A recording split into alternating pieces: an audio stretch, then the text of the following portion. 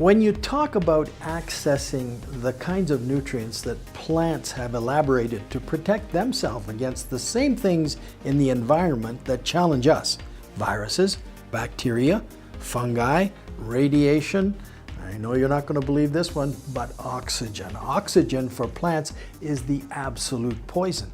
And for us, we have the oxygen paradox, which I'll explain elsewhere. But we have problems with all of the same things that plants do.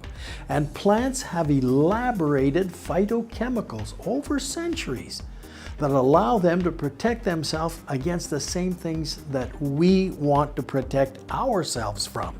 And so, we borrow from the plants for our own bodies what we need. But there's a problem. Bioavailability. Because unfortunately, when we simply chew them, swallow them, and they go through the digestion process, very little is absorbed through the gut wall.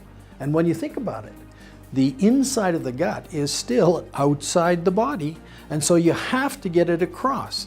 And to do that, you need to break down cell walls, because we have in our gut no enzyme that will dissolve the cell wall made of cellulose. And unless we can get through that cellulose and into the intracellular substance, we're not going to get the nutrition that we're looking for from these plants. And so there are many different ways of approaching this problem. You can grind it, you can powder it, you can put it into different formats.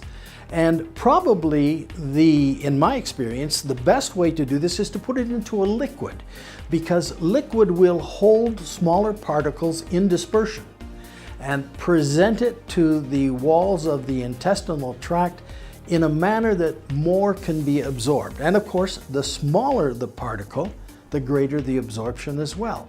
And the greater the surface area, and all chemical reactions take place only at the surface of a particle. So, grind it, blow it through a nozzle, make it into a powder, break down those cell walls, then dissolve it in something that tastes so good that you don't even feel like you're supplementing.